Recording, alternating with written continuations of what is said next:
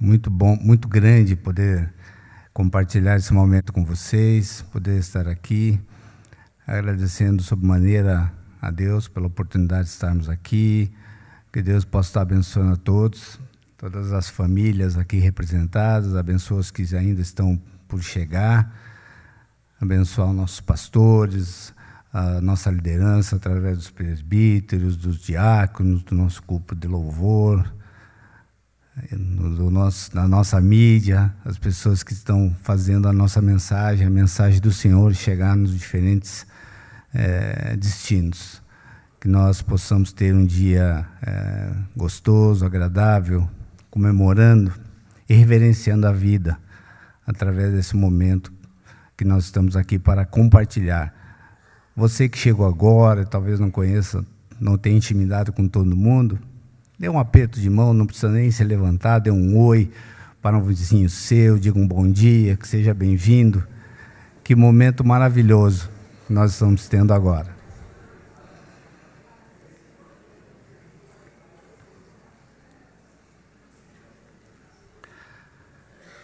Nesse momento é gostoso esse momento, você receber um abraço logo cedinho, nesse dia gostoso, meio friozinho, típico de Curitiba. Vamos então, meus queridos, abrir as nossas Bíblias no livro de Marcos, no capítulo 16, do versículo 1 ao 6. Eu vou ler para vocês.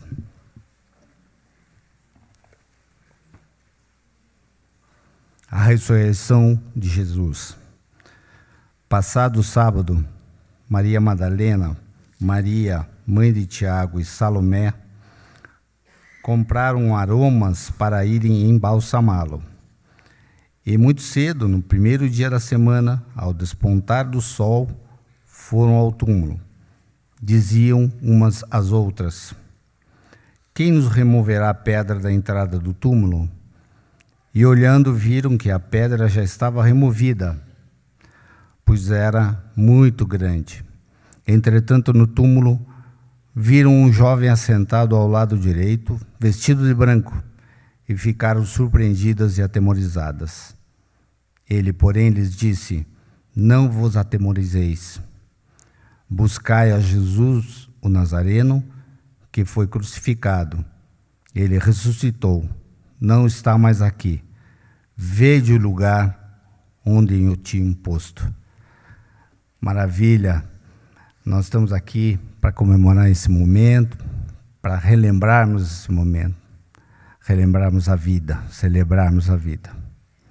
Vamos agora comemorar e louvar a Deus através do hino 274.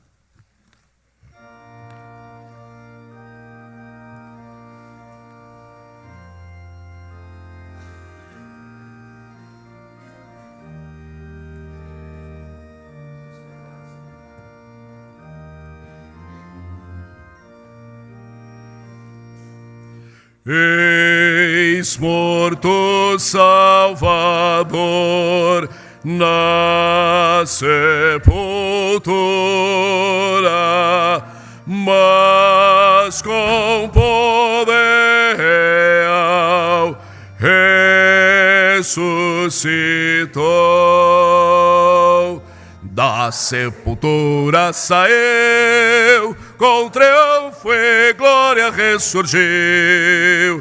Ressurgiu, vencendo a morte o seu poder. Pode agora a todos vida conceder. Ressurgiu, ressurgiu, aleluia, ressurgiu. Tomarão precaução com seu sepulcro. Foi tudo em vão, porém, para o reter. Da sepultura saiu, com triunfo e glória ressurgiu. Ressurgiu, vencendo a morte o seu poder. pode agora todos vida conceder. Ressurgiu, ressurgiu, aleluia, ressurgiu.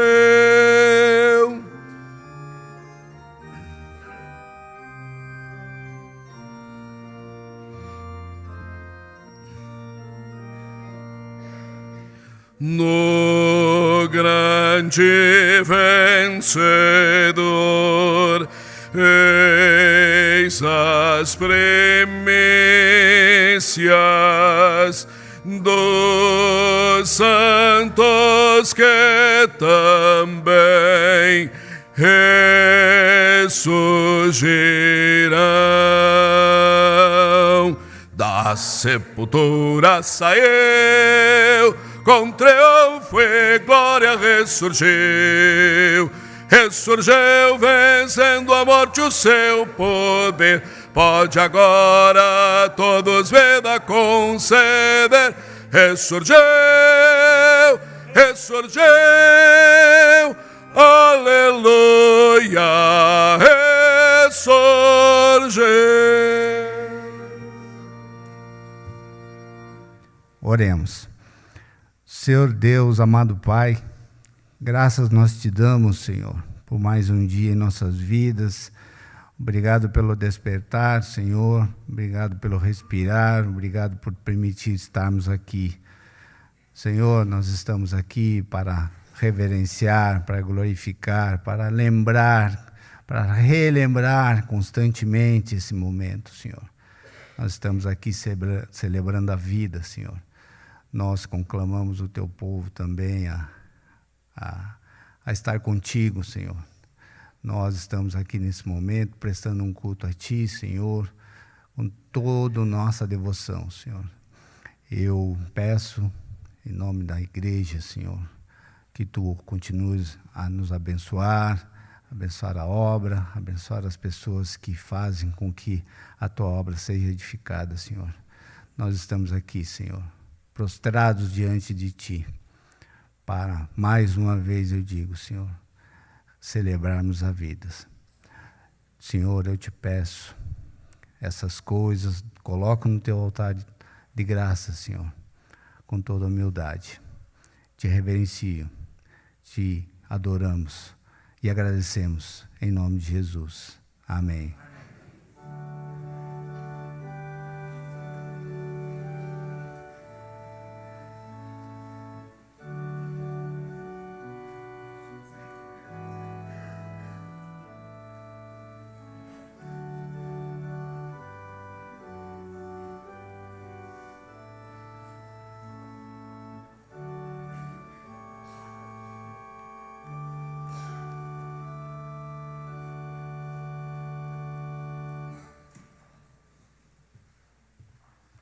Amados irmãos, nós queremos saudar a todos na paz do Senhor Jesus, muito especialmente nesse domingo de Páscoa, nesta alvorada da ressurreição.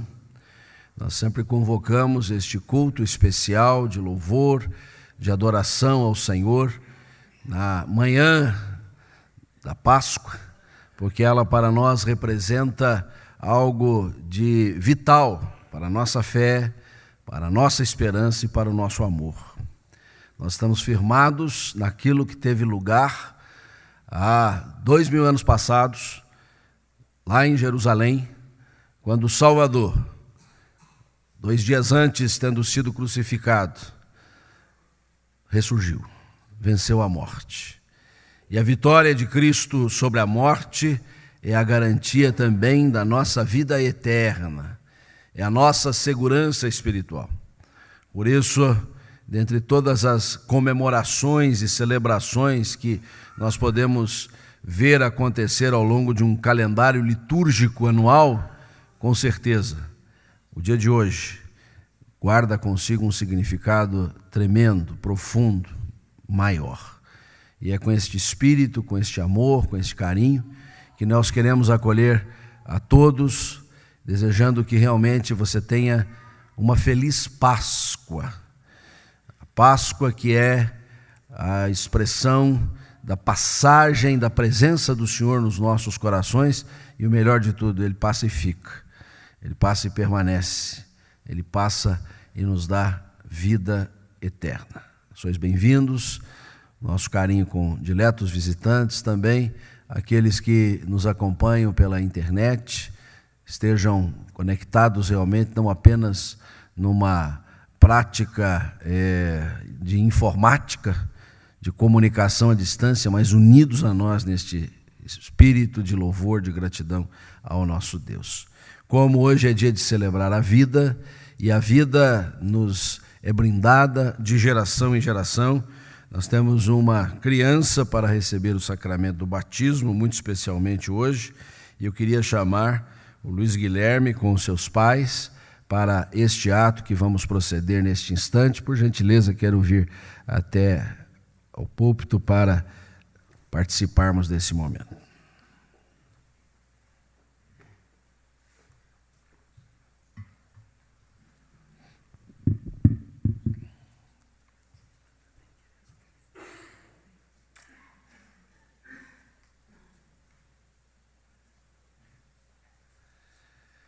Meus queridos, como dissemos há pouco, o nosso Deus é Deus de geração em geração. Geração que já passou, que nos legou a fé, esta herança que não tem preço, é muito preciosa, e nós precisamos passar para as novas gerações. E quando recebemos em nosso lar uma criança que vem como dádiva do Senhor, muitas preocupações, muitas incumbências recaem sobre os pais: guardar, proteger, educar, formar, nutrir. Mas a maior delas, muitas vezes negligenciada, é a incumbência de transmitir os valores espirituais. E vocês, nesta manhã, Sueli e Danilo, estão aqui para se comprometer diante de Deus e da igreja aqui presente, que vocês querem receber esta responsabilidade, dela se desincumbir com muito carinho, com muita atenção. A mesma bênção que Deus tem dado ao lar de vocês, e agora no acréscimo do Luiz Guilherme, tem por objetivo que vocês possam viver debaixo da bênção, da provisão, do carinho do nosso Deus. Nós conhecemos a palavra de Deus, que nos foi transmitida pelas gerações anteriores e no ambiente da igreja, e agora é preciso que o Luiz Guilherme também receba esta instrução. Nós temos uma responsabilidade como igreja, ter o seu ministério para todas as faixas etárias, começando dos pequeninos. Mas vocês têm a sua responsabilidade como pais, como família, e esta parceria, igreja e família, que é determinante na formação dos valores espirituais. Porque o Senhor Jesus, que morreu na cruz e que venceu a morte pela ressurreição, quer estar no coração do Luiz Guilherme também. É desejo dele promover a vida eterna no coração desta pequena criança. Nós vemos às vezes as criancinhas e as tomamos por tão joviais e tão inocentes, ingênuas, como nós costumamos dizer, mas o pecado que adentrou a espécie humana alcançou a todos indistintamente, pequenos e grandes, pobres e ricos, valorosos e pessoas sem maior expressão. E é por causa do ingresso desse pecado no mundo, que é sem distinção, que o Senhor Jesus veio morrer na cruz para lavar-nos dos nossos pecados, os nossos e também os dos pequeninos. E é por isso que no batismo nós estamos aqui, por esse ato, reconhecendo que é o Senhor Jesus que nos lava, nos purifica dos nossos pecados. E nós queremos, ao pôr a água sobre a cabeça de Luiz Guilherme, com este gesto, relembrar que é o Senhor Jesus que o está purificando. E é por isso que nós desejamos, nesse instante, solicitar à igreja que se coloque em pé para os compromissos que os pais irão assumir nesta hora. Queridos Sueli e Danilo, vocês reafirmam a fé que têm em Cristo como seu único e suficiente Salvador? Sim.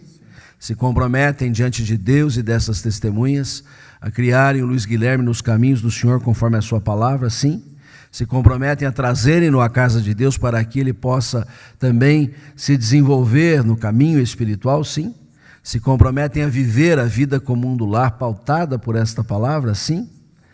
Nós vamos nesta hora orar pedindo as bênçãos do Senhor.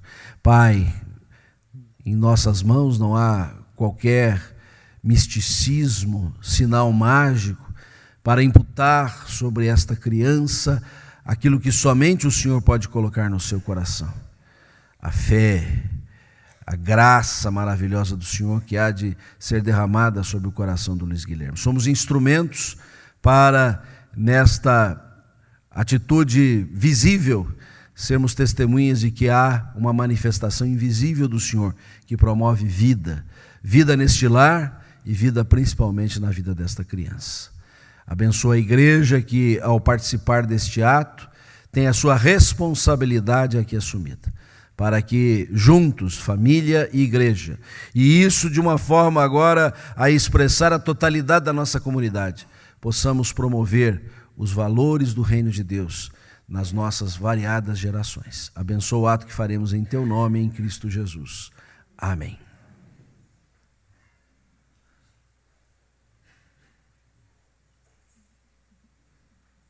Luiz Guilherme, filho da promessa, te batizo em nome de Deus Pai, Criador, Filho Redentor, Espírito Santo Consolador. O Senhor te abençoe e te guarde. O Senhor faça resplandecer sobre ti o seu rosto e tenha misericórdia de ti. O Senhor sobre ti volva a sua face e te dê a paz. Amém. Senhor, confirma, ó Deus, o que as nossas mãos nessa manhã estão a realizar em teu nome. Que esta criança, Senhor, seja guardada por ti em todo o tempo, protegida, Senhor, das más companhias. Ó Deus, que os pais sejam, Senhor, orientados pela Tua palavra em todo o tempo, com a finalidade, Senhor, de, ó Deus, orientar, ó Deus, a criança no crescimento e desenvolvimento para a glória do nome do Senhor. Nós, ó Deus, queremos nesse instante, ó Deus, te suplicar, ó Deus, que estejas, ó Deus, abençoando e confirmando este ato que se faz em o nome de Cristo Jesus, nosso Senhor. Amém.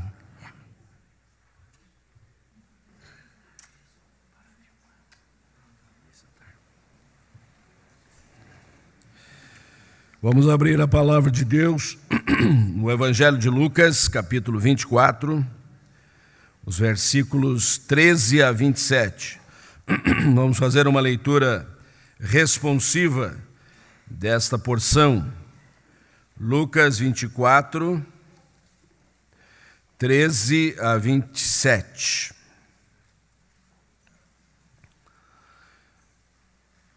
Naquele mesmo dia, 2 dos discípulos estavam de caminho para uma aldeia chamada Emaús, distante de Jerusalém 60 estádios.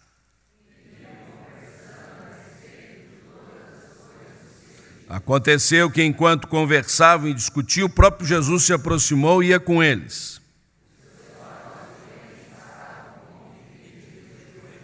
Então lhes perguntou Jesus: que é isso que vos preocupa de que ides tratando à medida que caminhais? E eles pararam entristecidos.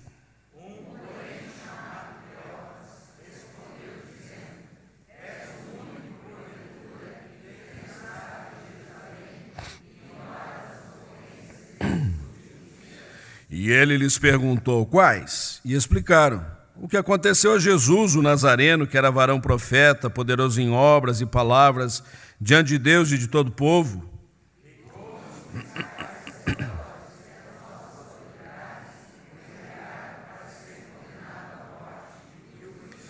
Ora, nós esperávamos que fosse ele quem havia de redimir a Israel, mas depois de tudo isso, é já este o terceiro dia desde que tais coisas sucederam.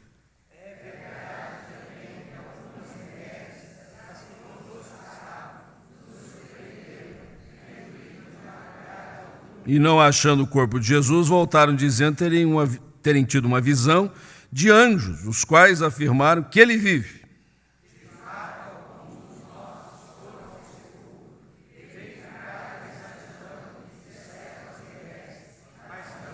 Então lhes disse Jesus: ó nécios e tardos de coração, para crer tudo que os profetas disseram.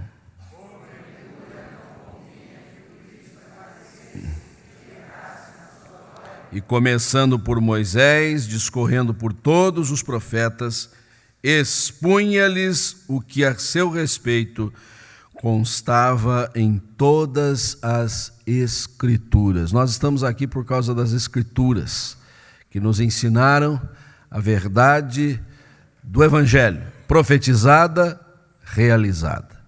E nós vamos, nesse momento de recolhimento espiritual, dar graças a Deus, porque recebemos esta palavra, porque nela podemos meditar, porque ela alimenta a nossa alma, porque ela motiva a nossa fé. Curvemos as nossas frontes, temos alguns instantes de oração silenciosa.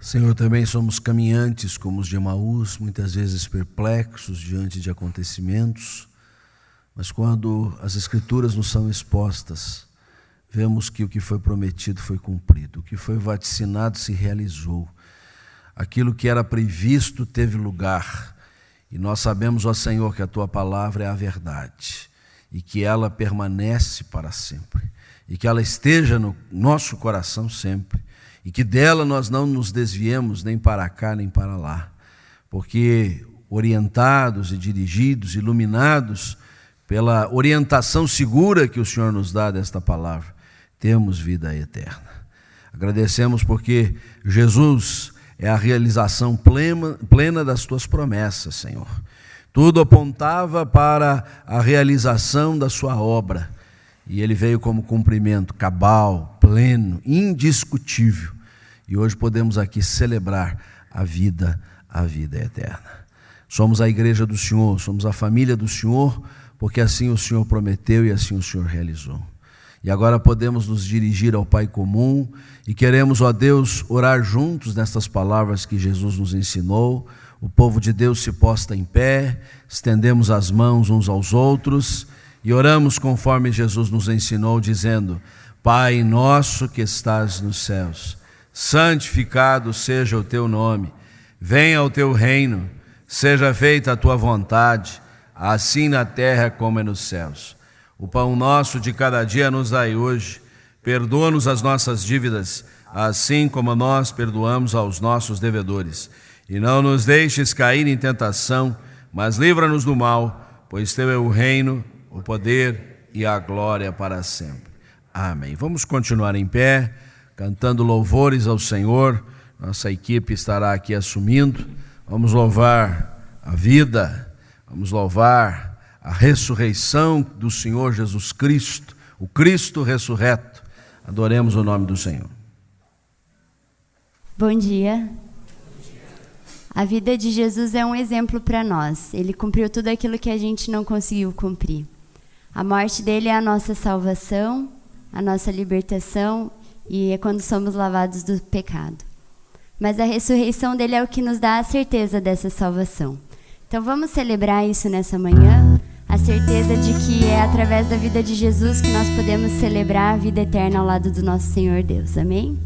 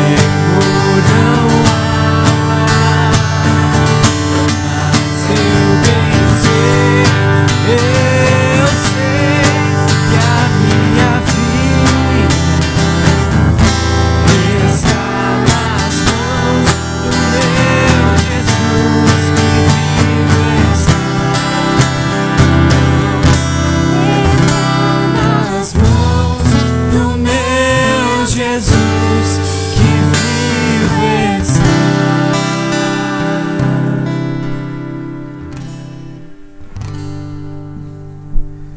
Vamos abrir a palavra de Deus na primeira carta de Paulo aos Coríntios, capítulo 15. Esta passagem nos fala acerca do significado da ressurreição, não apenas o sentido histórico, mas escatológico desta ressurreição. A palavra de Deus diz assim: ora, se é corrente pregar-se que Cristo ressuscitou dentre os mortos, como pois afirmam alguns entre vós que não há ressurreição de mortos? E se não há ressurreição de mortos, então Cristo não ressuscitou. E se Cristo não ressuscitou, é vã a nossa pregação, é vã a vossa fé. E somos tidos por falsas testemunhas de Deus, porque temos asseverado contra Deus que Ele ressuscitou a Cristo, a qual Ele não ressuscitou, se é certo que os mortos não ressuscitam. Porque se os mortos não ressuscitam, também Cristo não ressuscitou. E se Cristo não ressuscitou, é vã a vossa fé, e ainda permaneceis nos vossos pecados. E ainda mais, os que dormiram, um eufemismo para morreram, em Cristo pereceram. Se a nossa esperança em Cristo se limita apenas a esta vida, somos os mais infelizes de todos os homens. Mas, de fato, Cristo ressuscitou dentre os mortos, sendo Ele as primícias dos que dormem, visto que a morte veio por um homem, também por um homem veio a ressurreição dos mortos. O episódio que marca a data de hoje é um divisor de águas, em que estamos investindo toda a nossa energia, nossa força, nossos ideais, apenas no aqui e agora, no que ficará na dimensão terreal, ou estamos investindo no reino de Deus que permanece para sempre?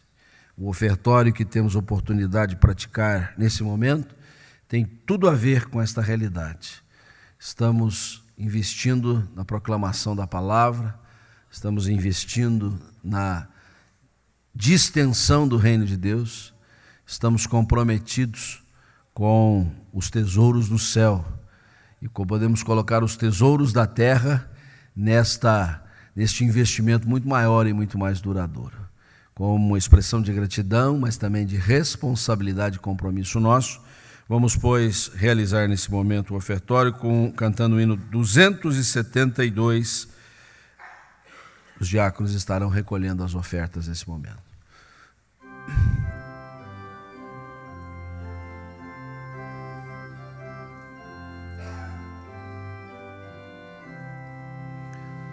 Cristo já ressuscitou, aleluia, sobre a morte triunfou, aleluia, todo consumado está, aleluia, salvação de graça dá, aleluia.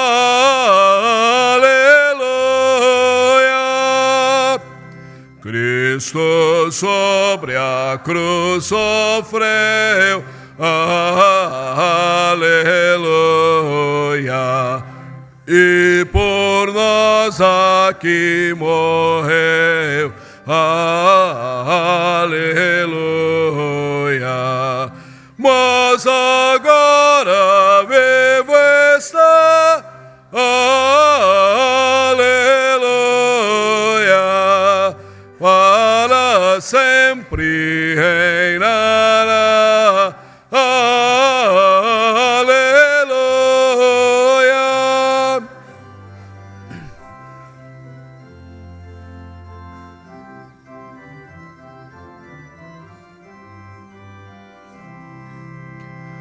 Gratos hinos hoje erguei, aleluia, a Jesus o grande Rei, aleluia, ressurgiu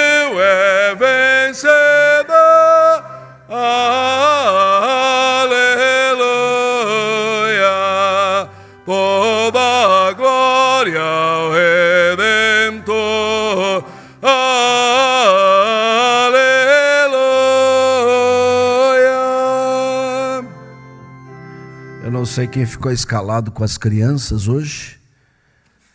Não é o Alexandre, não. O Alexandre está saindo, né? Não é não, né? Então as crianças ficam com os seus pais. Então as crianças virão à frente. A Renata vai sair com as crianças. Por favor, crianças, venham para a continuidade do culto com o trabalho de vocês. Podem vir. Alguns já estão aqui, mas pode vir, não fica com vergonha, não. Nós queremos também nos solidarizar com a família do nosso querido Rubens Absreuter, que está orfanada da sua progenitora, Dona Maria Alves, falecida na última sexta-feira, está aqui conosco. Receba o nosso abraço, a nossa solidariedade, que o Senhor possa estar consolando, como tem feito, a vida de você e toda a sua família. Nós queremos, ó Deus, entregar a Ti não apenas o numerário que aqui é depositado nas salvas, mas queremos, ó Deus, consagrar o nosso coração, que recebeu tudo do Senhor, que tem sido galardoado continuamente pelas bênçãos infindáveis da Tua parte. Mas aqui, ó Deus, queremos investir na Tua causa para que tantos outros possam tomar conhecimento da verdade da salvação, da verdade da vida eterna, da vitória de Jesus sobre a morte. Abençoa os infantes no culto infantil, abençoa também, Senhor, aqueles que sofrem, que padecem. Colocamos a vida do nosso irmão Rubens e todos os seus demais familiares, pelo passamento de sua mãezinha, que o consolo do Senhor venha sobre todos, como tantos outros que também sofrem nestes dias de celebração da vida. Muitas vezes a morte insiste em nos visitar, mas nós queremos proclamar que Jesus venceu a própria morte. Acolhe a nossa oração, te oramos assim em nome do Senhor Jesus. Amém. Podeis sentar.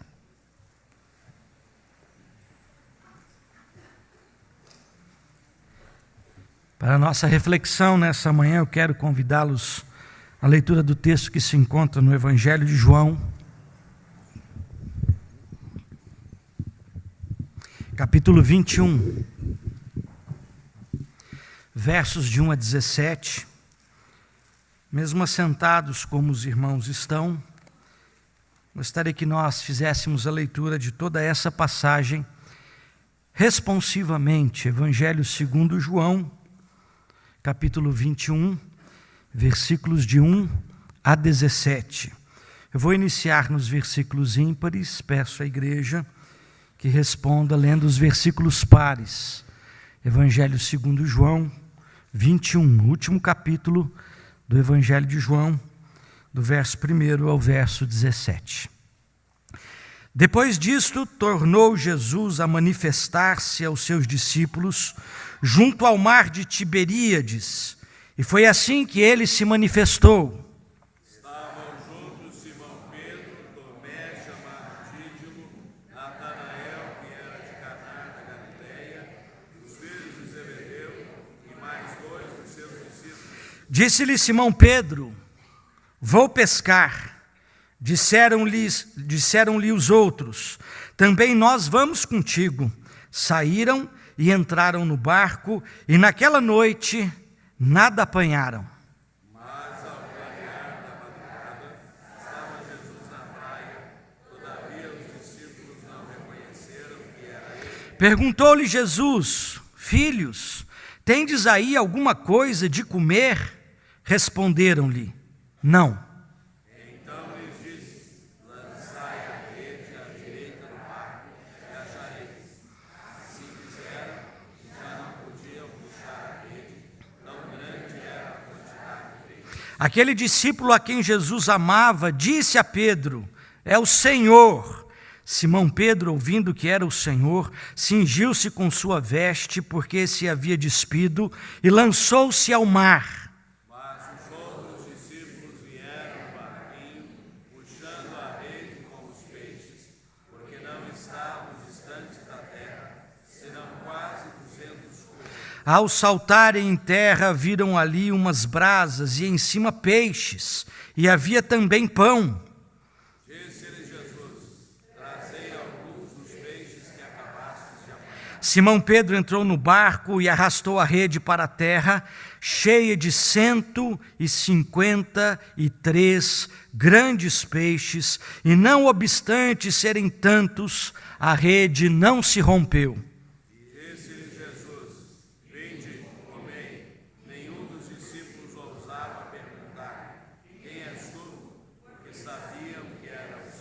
Veio Jesus, tomou o pão e lhes deu, e de igual modo o peixe. E já era esta a terceira vez que Jesus se manifestava aos discípulos, depois de ressuscitado dentre os mortos. Depois de terem comido, perguntou Jesus a Simão Pedro: Simão, filho de João, amas-me mais do que estes outros? Ele respondeu: Sim, Senhor, tu sabes que te amo. Ele lhe disse: apacenta os meus cordeiros. Tornou a perguntar-lhe pela segunda vez: Simão, filho de João, tu me amas? Ele lhe respondeu: Sim, Senhor, tu sabes que te amo. Disse-lhe Jesus: pastorei as minhas ovelhas. Juntos, último versículo. Pela terceira vez, Jesus lhe perguntou: Simão, filho de João, tu me amas? Pedro entristeceu-se por ele ter perdido pela terceira vez: tu me amas? E respondeu-lhe: Senhor, tu sabes que eu te amo. Jesus lhe disse: seja servido nessa manhã, Senhor, falar aos nossos corações, trabalhar as nossas vidas para a glória do teu nome. Que o Senhor tire de nós, ó Deus, qualquer impedimento que possa coibir, que possa atrapalhar, que, ó Deus, a tua palavra encontre guarida nas nossas vidas. Nós te suplicamos isso pela ação extraordinária, sobrenatural do teu Santo Espírito, em nome de Cristo Jesus. Amém. Há quanto tempo você celebra a ressurreição? Há quanto tempo você na Páscoa para e acorda mais cedo e vai para um templo evangélico, vai para uma igreja cristã, comemorar, celebrar que Cristo Jesus está vivo, de que Jesus ressuscitou, de que o Senhor venceu o poder da morte? Há quanto tempo você faz isso? Talvez alguns diriam desde criança, outros há pouco tempo, devido à minha recente conversão. Há uma segunda pergunta, então: quais foram as mudanças significativas que aconteceram na sua vida em decorrência da consciência de que Deus está vivo, de que Jesus ressuscitou, de que a morte não pôde contê-lo e de que ele venceu o poder da morte? A grande pergunta que nós temos que trazer nessa manhã à nossa mente: que diferença faz Jesus estar vivo ou morto em sua vida? Isso faz alguma diferença? Isso tem algum sentido?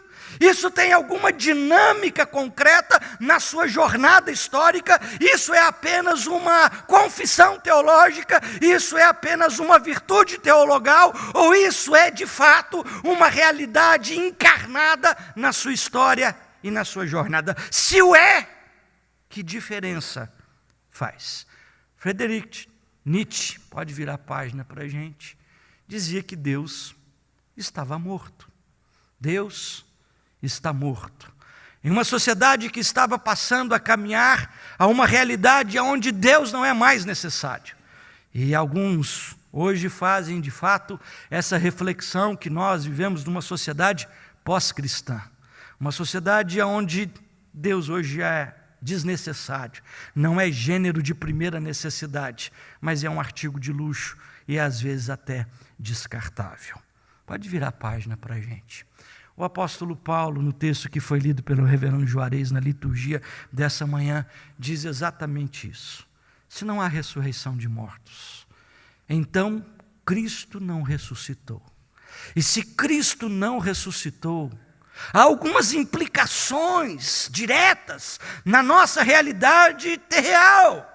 Se Jesus não ressuscitou, se Deus continua morto em Cristo, a nossa fé é vã. É bobagem aquilo que nós fazemos aqui. A nossa esperança desvaneceu. E mais do que isso, nós somos tidos por mais infelizes de todos os homens. Ou seja, não é apenas uma reflexão teológica o fato da ressurreição de Cristo ou não. é uma questão prática da nossa jornada na face dessa terra. Pode virar a página para a gente. O apóstolo Paulo, escrevendo aos Filipenses, no capítulo 3, versos de 8 a 11, ele, na versão, nova versão internacional, e a outra na linguagem de hoje, diz a seguinte frase: tudo o que eu quero é conhecer a Cristo e sentir em mim o poder da ressurreição. Quero também tomar parte nos seus sofrimentos e me tornar como ele na sua morte, com a esperança de que eu mesmo seja ressuscitado da morte para a vida. Paulo usa de uma expressão que tem que trazer uma seriedade aos nossos corações. Tudo o que eu quero é conhecer a Cristo e sentir em mim o poder da ressurreição. Que poder é esse que Paulo fala? Que poder é esse que a ressurreição tem? Não apenas no texto de Filipenses, mas no texto de Efésios também, Paulo fala do poder de Deus que ressuscitou a Cristo, poder da ressurreição. Que poder é esse? Paulo usa uma expressão tremenda que não é à toa: o poder da ressurreição. Para Paulo, a ressurreição era algo muito mais impactante na vida do que um mero domingo do calendário cristão, quando os corais se reúnem para apresentar cantatas especiais, quando o culto muda de horário, quando lembramos pelos hinos entoados de algo marcante na nossa fé. Para Paulo, a ressurreição de Cristo é o poder de Deus que tange a nossa história, que altera os programas de jornada de cada um de nós, que nos faz vivenciar o extraordinário de Deus na ordinariedade da história de cada um de nós. Afinal, Jesus está vivo. Jesus está vivo. Ele morreu, mas ele ressuscitou. O que a consciência de um Deus vivo provoca uma mudança histórica na trajetória de cada um de nós. Elias viveu muitos anos antes do Senhor Jesus. O profeta do livro dos reis, primeiro livro dos reis, ele tinha uma consciência que apontava para um Deus vivo. 1 Reis, capítulo 17, você tem a inserção na história bíblica de um homem até então ignorado, Elias, o tesbita. O capítulo 17, versículo 1, nos faz enxergar um homem que dos rincões, da periferia do estado de Israel, ele entra no palácio. Ele põe o dedo no nariz do rei Acabe e diz: tão certo como vive o Senhor, perante cuja face eu estou, não haverá mais chuva conforme a minha palavra. O que é tremendo na voz de Elias é que ele não é movido por outra coisa, senão pela consciência de um Deus que está vivo. Tão certo como vive o Senhor, perante cuja face eu estou. A consciência de um Deus que está vivo tem que alterar os programas da nossa vida. Tem que alterar a maneira histórica com a qual nós estamos lidando com decisões, com relações, com o dia a dia. O texto que nós lemos nessa manhã fala sobre um pouco dessa realidade. Eu estou indagando isso porque ao olharmos para este capítulo final do Evangelho de João, o capítulo derradeiro, não há outra coisa que dele emerge senão esta indagação. Quando nós lemos o capítulo 21 do Evangelho de João, fica para a gente essa contestação, essa constatação: o que é que está acontecendo na minha vida de maneira diferente, como resultado do fato de que Deus está vivo? Se nada está mudando, preste atenção. é sinal que Jesus ainda não ressuscitou, pelo menos na sua história de vida. O Evangelho de João fala sobre isso. Não há outra coisa que dele emerge senão esta indagação: o que a ressurreição de Cristo tem mudado na vida da igreja, na vida dos discípulos e daqueles que amam o Evangelho? O evangelista João reserva 2 capítulos do seu Evangelho para anunciar a ressurreição. Quase 10% do Evangelho de João é dedicado exclusivamente ao tema da ressurreição, o que é algo completamente diferente dos demais evangelistas. O evangelista Marcos reserva apenas um trecho pequeno do seu evangelho. João reserva 2 capítulos finais para dizer para a gente que a grande mensagem do evangelho é: Cristo morreu, mas ressuscitou, e que implicações isso tem trazido para a minha história. Se no capítulo 20 você tem o anúncio da ressurreição, volta a página comigo, você tem Maria Madalena que chega ao túmulo, e ali ela percebe que o Senhor não estava, o anjo fala com ela, ela volta, narra aos discípulos, os discípulos vão ao túmulo, ela permanece no jardim, na antessala do sepulcro, os discípulos voltam, e ela acha que o jardineiro que está cuidando ali da preparação do jardim ela conversa com o jardineiro, e o jardineiro era Jesus.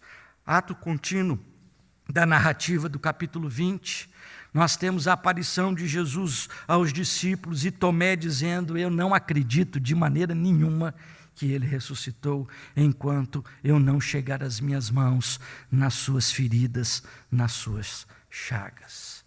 O capítulo 20 existe para mostrar a ressurreição, para confrontar a incredulidade humana diante de tal realidade.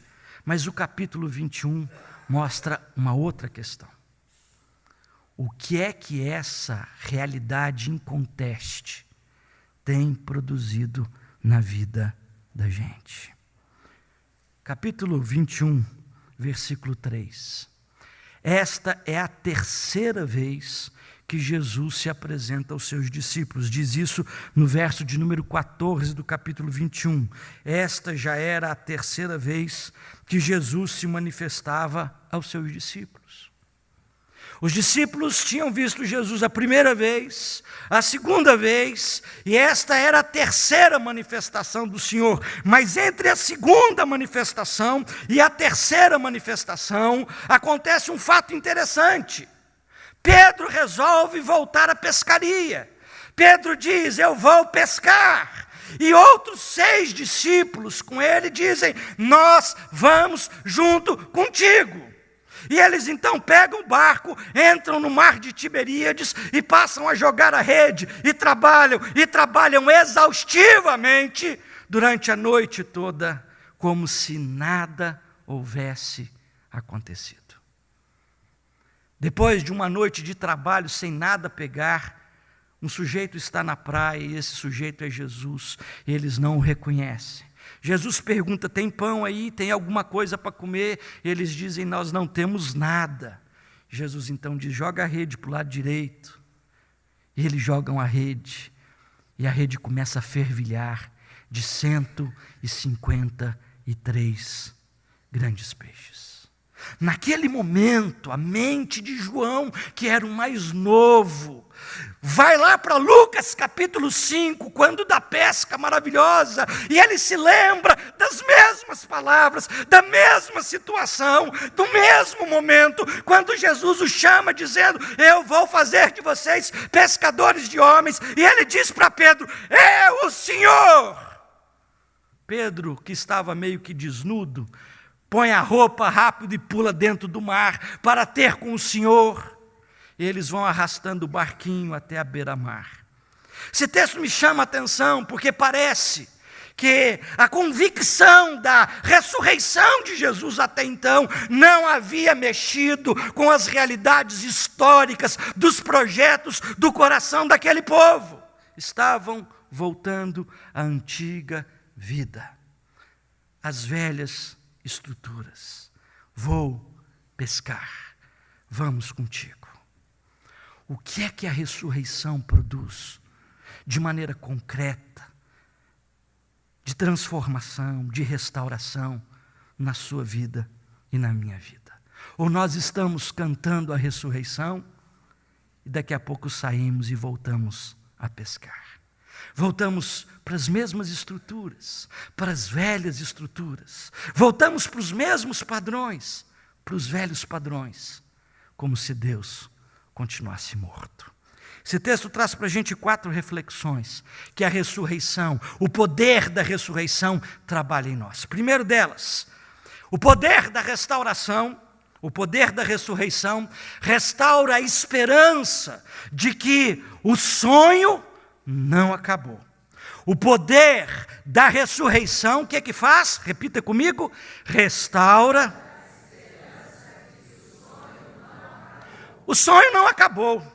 Uma das coisas mais terríveis na história do ser humano é lidar com a desilusão, com o desencanto. Seja na área que for, o casamento que começou festivo, alegre, contagiante, mágico, coisa boa, sonhos, projetos, os primeiros 2 anos, lua de mel, encantamento, começa a passar por crises, a sorver e a experimentar o desencanto. Não obstante aos momentos iniciais, alvorosos, os momentos sequenciais apontam para o desencanto e a desilusão. Ele já não é mais do jeito que era. Ela também não é mais do jeito que era. Acho que o amor está acabando. E as pessoas vão começando a lidar com a segunda etapa da vida conjugal, que é o tempo do desencanto. O texto diz para a gente em João que ali só estavam 7 discípulos. Eram 11. Judas já havia se enforcado. Os 7 resolvem pescar. Mateus, que talvez não fosse pescador, já devia ter voltado para a coletoria. 2, em Lucas, estavam descendo caminhos de Emaús. Cada qual estava retornando para a sua vida normal, porque o sonho havia terminado. Na liturgia dessa manhã, a leitura de Lucas diz que os 2 discípulos a caminho de Emaús disseram para o Senhor: nós esperávamos que fosse Ele quem havia de redimir a Israel, mas este é o 3º dia e Ele está morto.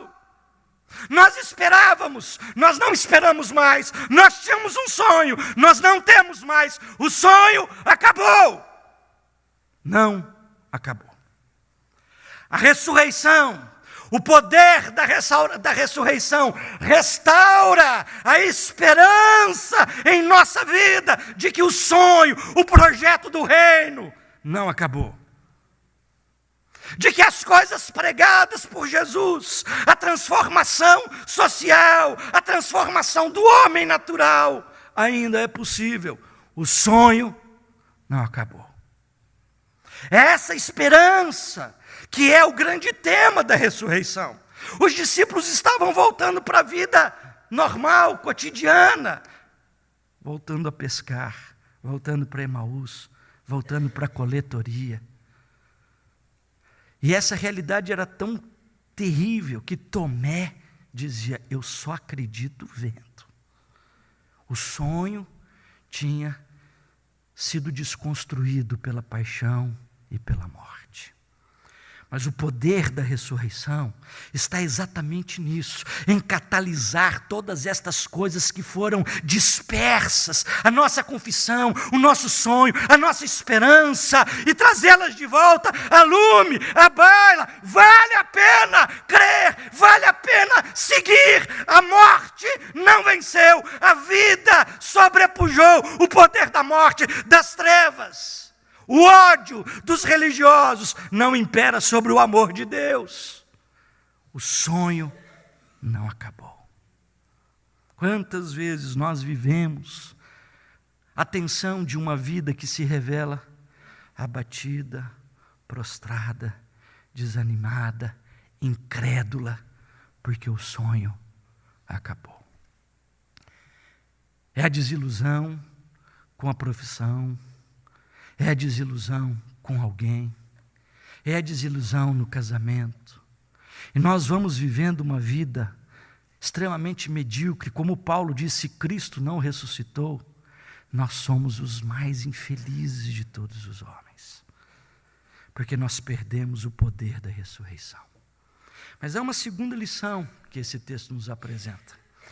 Jesus os traz de volta, eles estavam pescando, eles estavam lutando, não estavam conseguindo nada, e o Cristo ressurreto traz de volta aquilo que lá no passado nutriu seus corações quando eles tiveram uma pesca fantástica. De novo, não acabou nada, o Senhor continua o mesmo, Ele vivo está, não é outro Senhor, mas é o mesmo, debaixo do grande poder de Deus. E aí vem uma segunda lição. O poder da ressurreição não apenas restaura a esperança de que o sonho não acabou, restaura a comunhão maculada pela dispersão. Restaura a comunhão. A semana final de Jesus em Jerusalém foi marcado por alguns momentos tensos. Tensão com os religiosos judaicos da cidade de Jerusalém, os chefes das sinagogas e ali do templo, mas também entre os discípulos. Os discípulos começavam a discutir quem seria o primeiro, quem seria o segundo. A mãe de um deles ainda vai interceder junto a Jesus, que os meus filhos fiquem à direita ou à esquerda. E aí uma discussão interna dentro da diretoria do reino de Deus. Eles ficam insatisfeitos com aquela situação, a tensão vai crescendo, a panela começa a ferver, enquanto Jesus vai se dirigindo ao momento apoteótico do seu ministério, que era a cruz, era a morte. A morte faz com que Judas o entregue por 30 moedas. Pedro o negue 3 vezes. O pecado começa a contaminar os discípulos, e eles vão se esparramando. O poder da ressurreição restaura a comunhão maculada pela dispersão. Isaías 53, texto que o reverendo Juarez pregou na sexta-feira no nosso culto da paixão, diz: todos nós nos dispersávamos pelo caminho. A dispersão é sinônimo de pecado, de separação. É o pecado que fez ruptura e separação, segundo a Bíblia, lá no princípio, quando o homem e Deus tinham plena comunhão, proximidade, identificação, passeavam na viração do dia, e o pecado trouxe ruptura, e o homem se dispersa do seu Criador e da sua esposa e de toda a natureza. Natureza, semelhante e Deus são maculados pela realidade da dispersão resultante do pecado. Quando Jesus ressuscita, Ele traz todos eles de volta em torno da mesa. A mesa tinha pão e tinha peixe. Jesus pergunta: vocês têm aí alguma coisa para comer? E eles dizem: não. Então aquele peixe que estava assando não era proveniente do trabalho deles. O pão que estava na brasa também não havia sido feito por eles. O Senhor havia preparado uma mesa, e mesa para o judeu é símbolo de comunhão. Comunhão. O poder da restauração precisa quebrar as barreiras das nossas diferenças e dificuldades. Precisa fazer com que as nossas idiosincrasias deixem de existir por causa da primazia do reino. É no poder da ressurreição que aqueles que se dispersam no caminho são atraídos de volta e têm como centro a pessoa de Jesus. Há tantas coisas que nos divergem. O apóstolo Paulo, escrevendo aos Filipenses, dizia para 2 irmãs, Evódia e Sintique: pensem concordemente. Como se um torce para o Coxa e o outro torce para o Atlético? Não dá liga, nem casamento, né? Como fazer isso?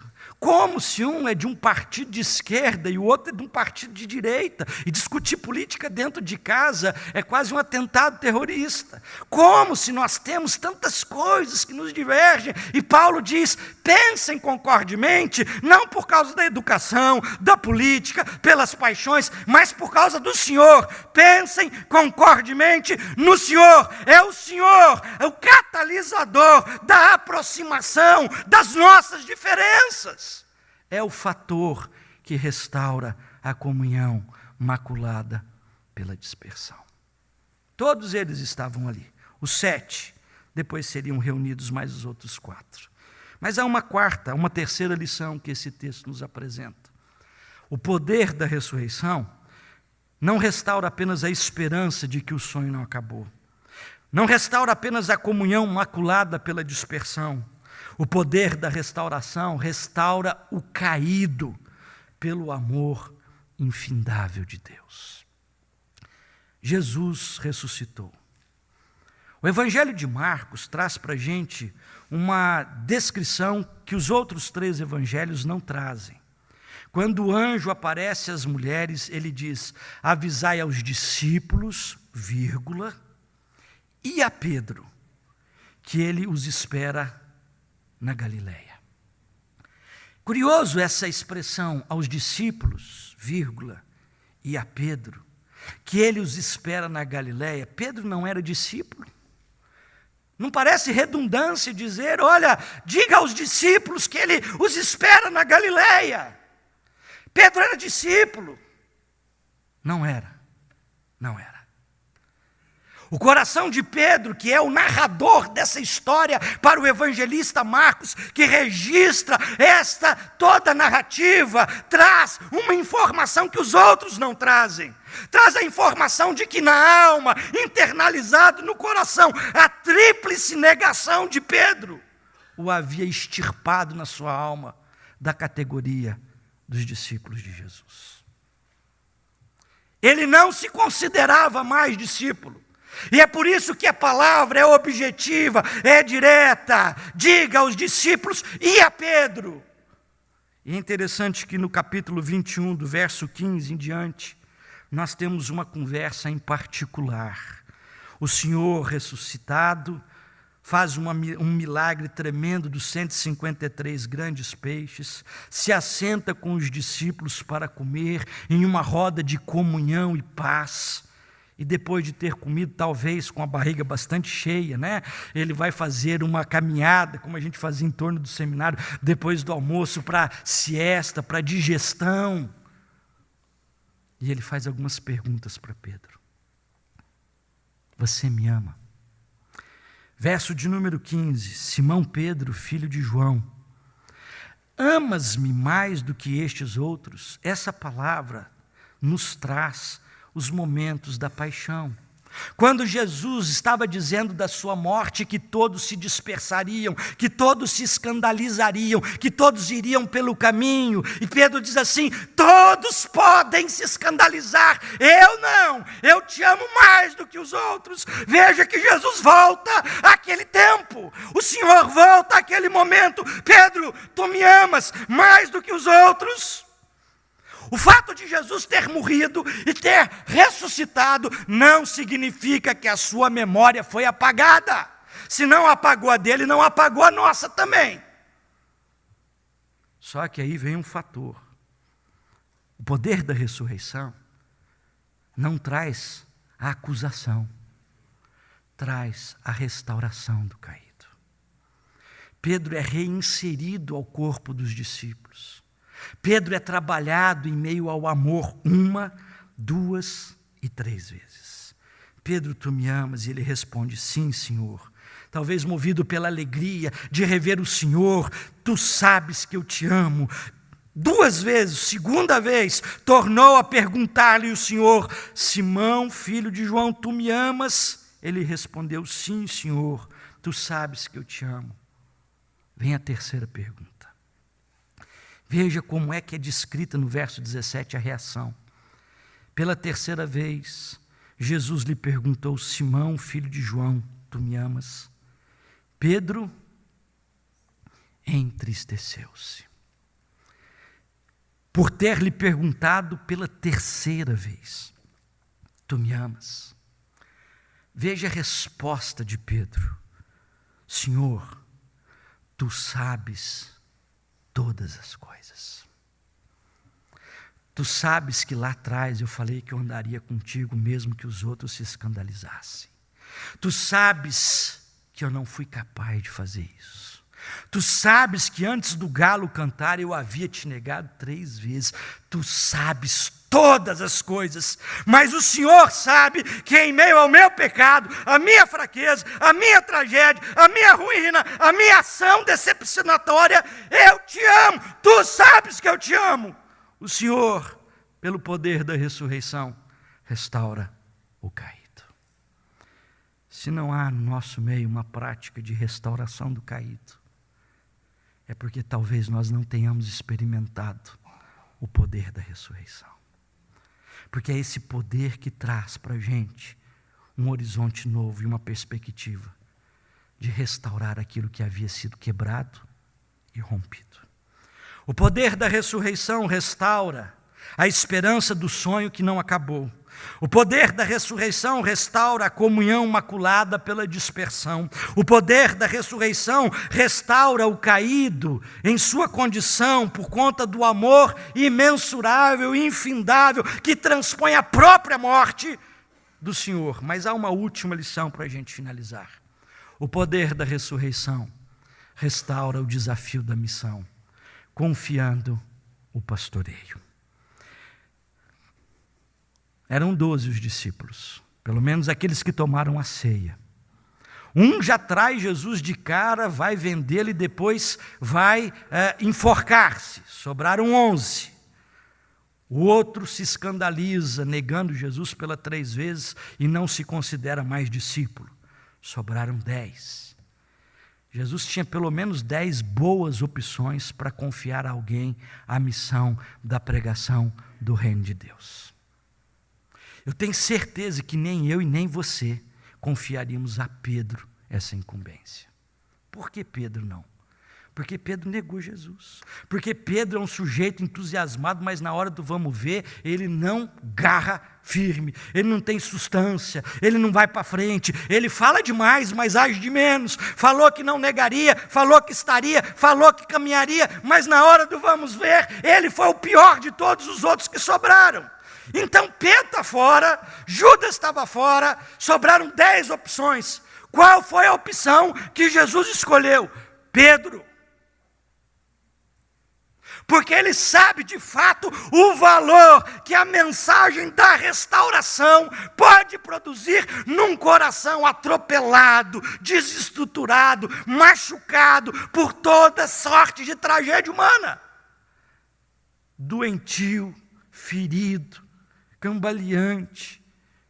Pedro foi restaurado pelo amor revelado na ressurreição e era a pessoa-chave para proclamar o reino de Deus. Pastoreia as minhas ovelhas. Vem um desafio.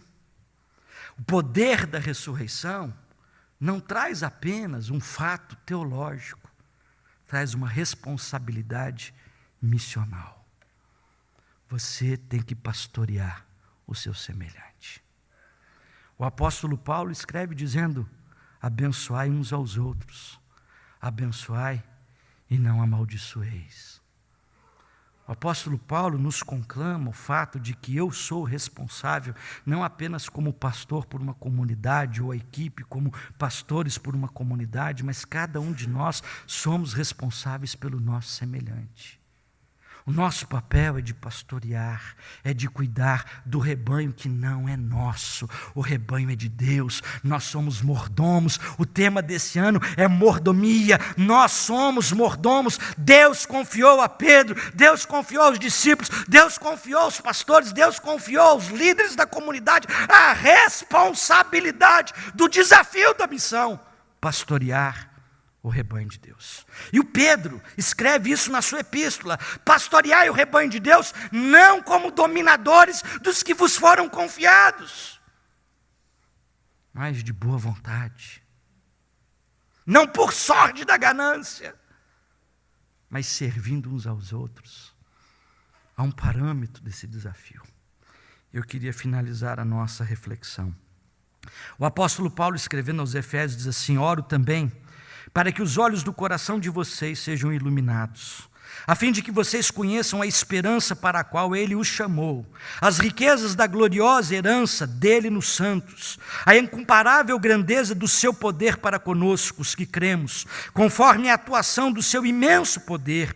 Esse poder Ele exerceu em Cristo, ressuscitando-o dentre os mortos e fazendo-o assentar-se à sua direita nas regiões celestiais, muito acima de todo governo e autoridade, poder e domínio, e de todo nome que se possa mencionar. Efésios 1, 18 a 21.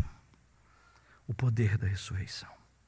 Eu quero finalizar contando uma história que me chegou às mãos, que diz o seguinte a respeito de um menino da 3ª série primária, os meninos em torno de 8 anos de idade, e na escola havia um menino chamado Felipe, com síndrome de Down, naquela classe.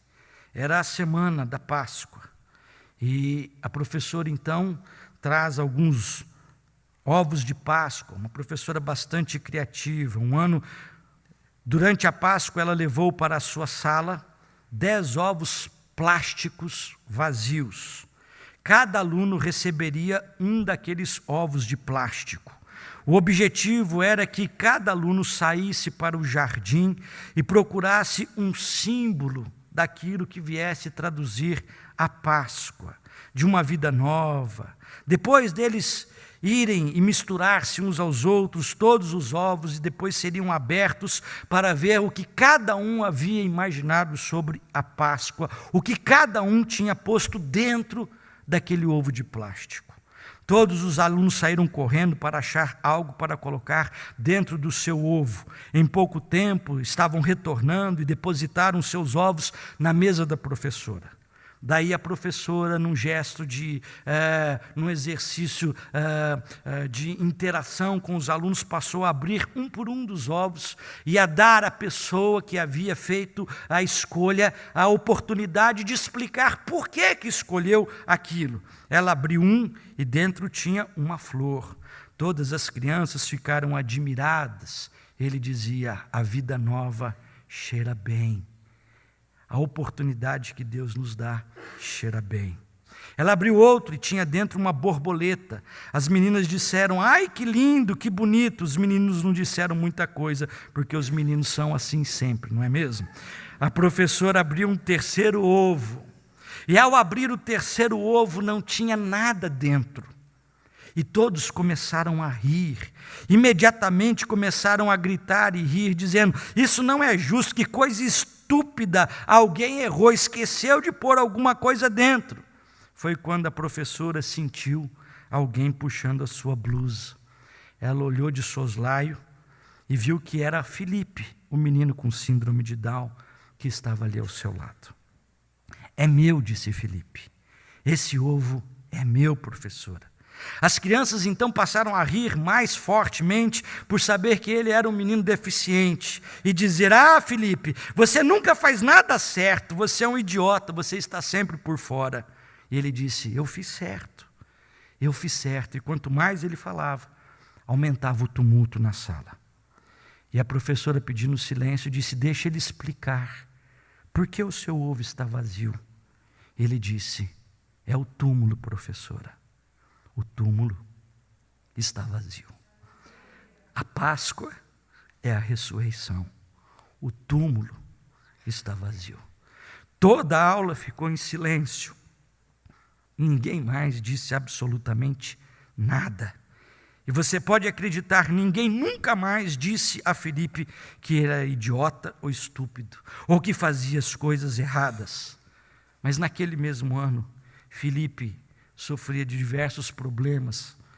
Ele adoeceu e veio a falecer. Seu velório foi realizado na igreja. E os pais do Felipe convidaram toda a classe para participar. No dia do seu velório, 9 crianças de 8 anos de idade foram para a frente da igreja.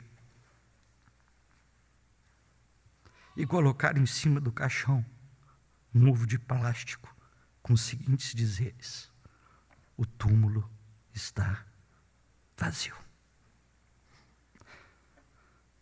Se o túmulo vazio de Jesus não muda a sua vida, não valeu a pena ter morrido.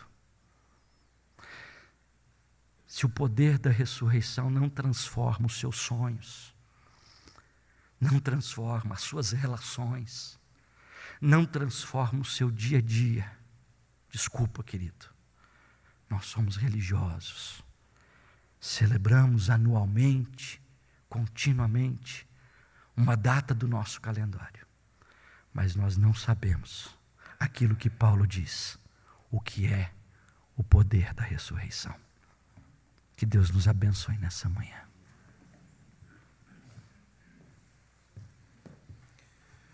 Dai louvores, celebrai-o, foi morto Jesus, quando o túmulo se encheu do seu corpo morto.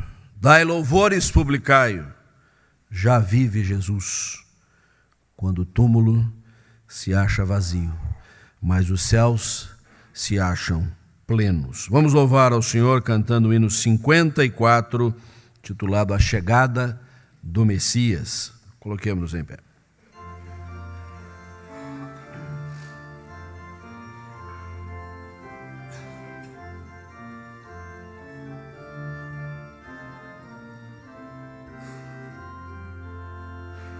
Cantai e exultai, o Messias chegou, dissiparam-se as trevas, a aurora raiou.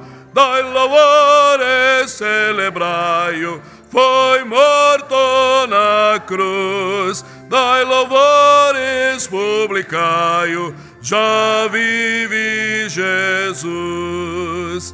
Cantai e exultai, pelos ímpios sofreu, satisfez a justiça e o sangue verteu. Dai louvores, celebrai-o, foi morto na cruz. Dai louvores, publicai-o, já vive Jesus. Vozes femininas.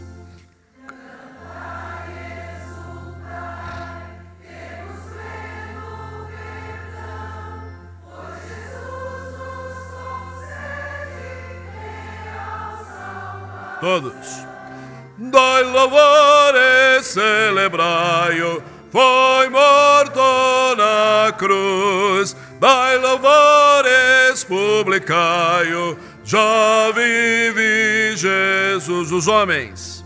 Cantai e exultai, Jesus Cristo nos céus, pelos céus intercede à destra de Deus.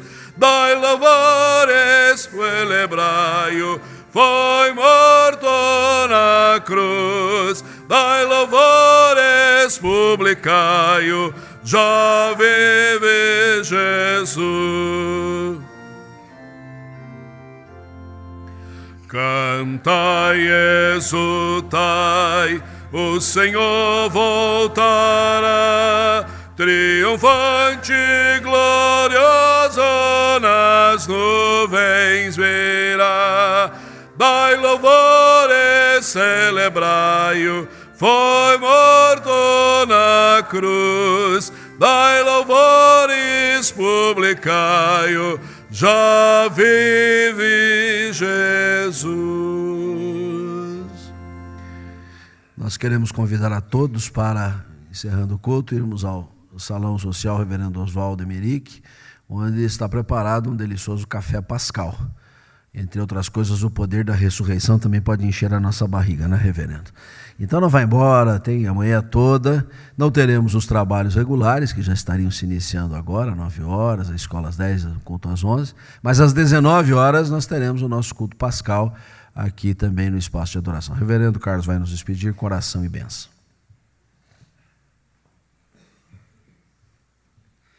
Quando nós nos reunimos nessa manhã, como cristandade espalhada por toda a face da terra, para, Deus, celebrarmos, comemorarmos, relembrarmos a vitória da vida sobre a morte, a vitória da ressurreição sobre, ó Deus, a condenação. Deus, nós queremos que isso não seja apenas uma virtude teologal, que não seja apenas uma consciência teológica, um costume, uma tradição, mas que seja um poder que transforme a nossa vida, que transforme as nossas relações, que nos torna melhores, que nos torna mais sensíveis e responsáveis uns com os outros. Deus, nós te suplicamos isso nessa manhã. A tua vitória sobre a morte é também, ó Deus, o avant-première daquilo que vai acontecer conosco. Se contigo morremos, também contigo ressuscitaremos. E nós temos esta esperança que nos faz lutar por um sonho, por um ideal, o ideal do reino. Deus, abençoa a tua igreja,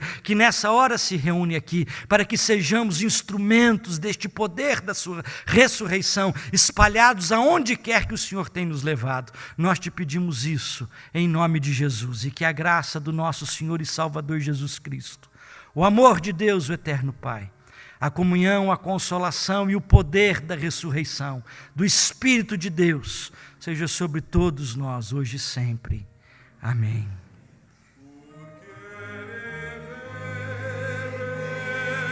Posso crer no amanhã, porque Ele vive, temor não há.